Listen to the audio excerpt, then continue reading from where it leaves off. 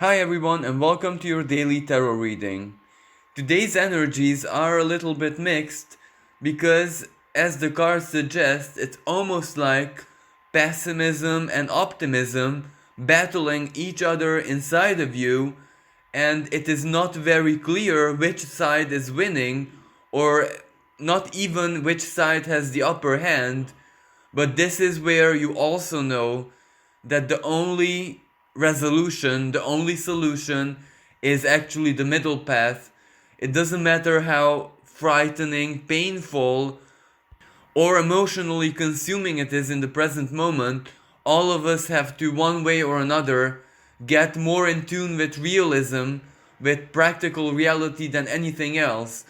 Because I think all of us, one way or another, actually need this in our lives in the present moment, because without this we can actually not navigate, not even in the present, not even in the future. This is where not being in tune with physical reality can represent a very powerful and major blockage. And of course, this is not our fault, it is not our inner weakness, so to speak, but rather this is where all of us have to acknowledge the challenges that all of us collectively are living in the present moment. So basically, these are the times, this is the era that we are living, a big pivotal moment of change, of evolution, where everything is going to be totally different in the very close future, and all of us know this. It is like, no matter what anyone says, may they be the highly respected and honored professional, the head of a national academy, or whoever, or a president, or a governor, or the top scientists of our times, this is where words right now mean absolutely nothing, because all of us know without a shadow of a doubt, we feel it, our inner voices tell us, every sense that we possess tell us that this is where everything is going to be changing. This is where the world of tomorrow is going to be looking totally differently than it is in the present moment, and there is absolutely no way back into normality. So this truth that we cannot ignore, of course it is uncomfortable, of course it is ungrounding us one way or another, of course this triggers either optimism or pessimism inside of us, but this is where we have to make the choice to follow the middle path, not to allow anything to get in our way right now, and by this I mean mentally, not to confuse our minds, not to confuse our emotions, not to stir it up, because this is a moment when all of us have to make very powerful, very relevant, very significant decisions for ourselves of what we are going to do in the future, and at least how we attempt, how we try, how we think that we are going to head towards that future. So everything that is basically challenging our inner truth is perceived as a psychological threat.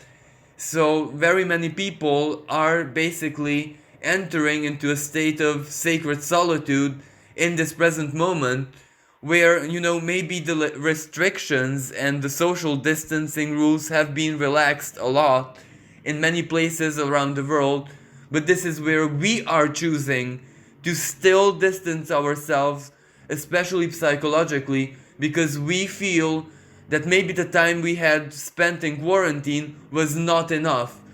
It was enough in a way that we were forced to do it, and that definitely wasn't triggering our cooperation, but this is where all of us need a little bit of extra time, a little bit of extra contemplation, meditation, reevaluation, to just see what we're going to do in the future, because everything is so very, very uncertain.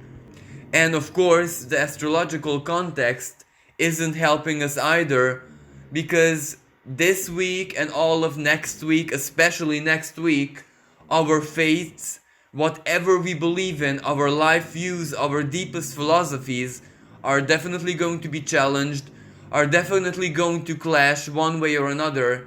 So we are preparing for that time, because after those clashes of principles, of philosophies, of worldviews clash, we are definitely finding our true faith, our true life goal, our true whatever we believe in, basically, inside of ourselves, and that will be the guiding light that will help us survive this summer and this autumn. So, this present moment is much more important than you could ever imagine. So, yes, that Knight of Wands is reversed, so that represents that your passions are still very much alive inside of you. You know exactly what you desire for yourself. You know exactly what you like to live. And you even have all your plans which you had even just 3 or 4 months ago. But this is where you cannot express it. You cannot use that power of ambition, the willpower, your seeds of intentions in a very active way, because you may invest your passions and your creative energies in anything that you desire, but you know that in the present moment, the way the world stands right now, that may mean something totally insignificant for your future. Of course, it makes you feel better, it makes you feel alive, it gives you, that alignment with your instincts, with your primordial self, our survival instincts. But this is where the survival instincts are not definitely not animalistic. It is not based on survival mentality. So this is where all of us know very clearly that we don't wish to survive anyway in any given shape or form. This is where we have to survive in a very honorable, dignified, equitable way, and not just, we survive and that's it. No, this is where we absolutely refuse to crawl like rats, to crawl like cockroaches, and just live for the sake of living. No, this is where we know exactly that we have to do whatever we came here to do. May that be your job, your profession, your career, your hopes and dreams, your big love story, or just enjoying life, just being yourself. It doesn't matter what your hopes and dreams are. You know in this present moment that you came here to live them and nothing can stop you. So that Knight of Wands reversed basically is your conqueror spirit, your inner warrior just taking a rest, taking a respite, so that he can create all the appropriate tactics and it can align itself with dignity, because that is the most important thing in the present moment, because you know what you want, you know what you're skilled at, you know what you desire to live, but you need to do it in a totally different manner that life offered you the chance until the present moment. Because in the past, even just the recent past, a couple of months ago, life was so full of compromises, life was so full of difficulties presented by the attitude of other people, by society, by how the world used to revolve and work. And right now, none of that is that much relevant, none of that exists in the concentration it did just 2 or 3 months ago. And that is a very positive thing.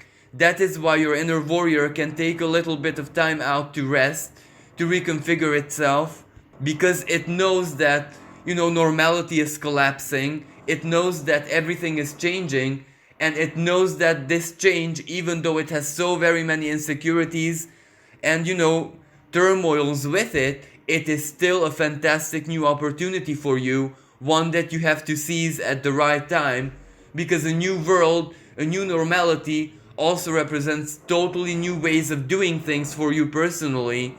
And this is what your subconscious is trying to hold on to, so that you be patient and motivated to grab the opportunity when it presents itself, and not haste, not make quick and unwise decisions, not let your frustration and your blockages to get to you. So this is where the inner warrior has to be much more like, Pallas Athena in astrology, with wisdom and tactics and foresight and planning. That is your way of fighting, and not, like Mars, where it just gathers its rage and jumps into the fray. No, that is absolutely not the way to do it right now. You need to be wise, you need to be calculated, and you know that.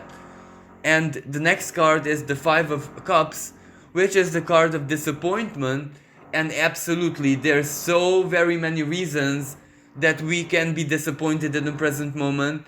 Because, on one hand, all this big massive change is upon us, and yet most people are not impressed whatsoever. Most people don't even desire to change. Most people are just comfortable being lost and confused, and that is basically disappointing you. It is disappointing you that why are you that much very different from others, because you also have this choice to just stay in your confused comfort zone and just await external help, but you choose differently. Your instincts, your soul, everything about you refuses to do that. So yes, this is a kind of disappointment because you can't work the way you want to, you can't make future plans the way you want to, you cannot travel the way you want to, you cannot connect with all your special people the way you want to, and the Five of Cups is often associated with a kind of loneliness and not pleasant solitude where you just feel disconnected from anyone, you kind of feel lost within yourself because external reality just doesn't support you in any way, but you also know that it's not your fault, it's not your bad choices, it is just the way it is in the present moment. But this doesn't mean that the disappointment, that melancholy, that melancholic vibes don't feel as intense as they do. And also that Five of Cups is a totally different kind of disappointment.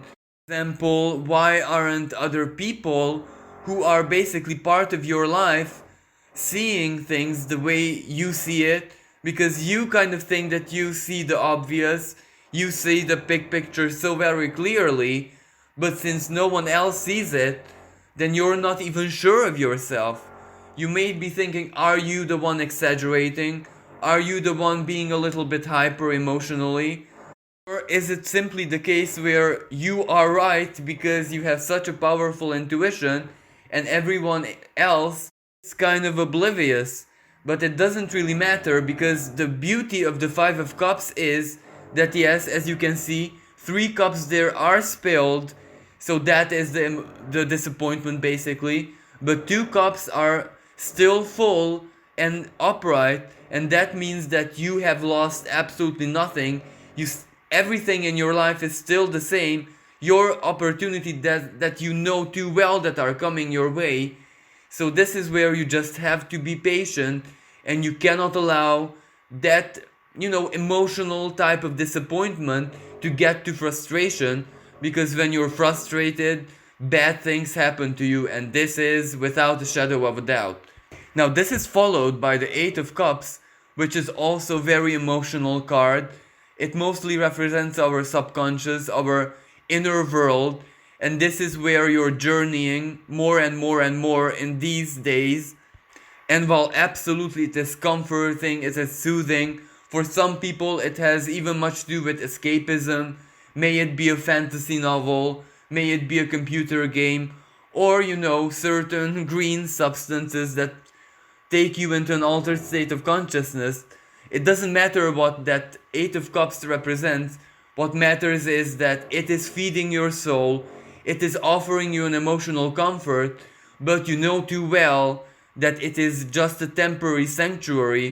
The day will come when you have to get down from your cloud, you have to get down from your ivory tower and just face reality. But in the present moment, being safe inside yourself is actually the very best idea, because you protect yourself from this mediatic and psychological warfare, this informational warfare that is basically ravaging all our lives, and we have absolutely no saying in this other than to just press the shutdown button on our phones or our computers or the TV. This is where you're feeling that things are a little bit out of control, and that the information that everyone is providing in a very obsessive manner is like pure toxin to the mind, to the soul, to the psyche. So you are doing a very, very good and wise decision by just disconnecting yourself from all the drama, all the conflictual information, all the contradictions, and all the conspiracies basically. But the reading is closed by the Temperance and Lovers card, and this is a very interesting message from the universe because it represents that yes, absolutely, you're in a very delicate emotional situation, and yes, also, it is very hard to discern fiction from fact in the present moment, but you're still in a very right place because the temperance represents that you're holding the balance as much as you can. You're alchemizing everything inside of you on overtime. So you're doing a very, very fine job, and there's absolutely no reason why you shouldn't be satisfied yourself. There shouldn't be absolutely any reason to think that you're not doing enough, that you're not being present enough, that you're not even being there for other people, because the temperance is basically also service to others, that you're holding an optimistic and hopeful light for others, and that is already a very massive thing. Basically, you're just holding the frequency for yourself and others, and you're providing a psychological shelter for the minds of others, basically, to disconnect from the big drama and just have a couple of moments of respite where they just align with themselves. So you're basically offering others the opportunity for a small scale reality check and alignment. And that is a very powerful nurturing energy. So you may be doing a big karmic work even without you realizing that you're doing it, and that is something very, very positive. And that is why the Lover's card is telling you that not only are you providing nourishment for your own soul, self-love, self-respect, self-care, self-nurture basically, but maybe even without you realizing in the present moment, there might be someone in your life, maybe an outsider, maybe someone who just wishes to connect with you, who can be a very relevant person in your future. So some people are in for a big surprise and big shock, but because a very powerful and very delightful soul level connection can be made in the next couple of days with someone who you might not even expect it. So for very many people, someone is entering their lives, or at least their sphere of awareness, who is going to help them one way or another alchemize everything and align with their inner truth much more than ever before. While for others, the Lover's card doesn't necessarily have to be a person, it can just represent your own efforts, your own strength, being more than okay with yourself, and that basically draws opportunities and fortunate events in your life, even though they're very small manifestations, like basically a trail of breadcrumbs from the universe. It is still better than nothing, because if you feel supported either by an external person or by simply the universal force, the divine intelligence, that is already enough to combat, to counter the feeling of loneliness and being abandoned. Well, thank you so much for listening. I hope this was helpful. Wish everyone a safe and pleasant day. Bye for now.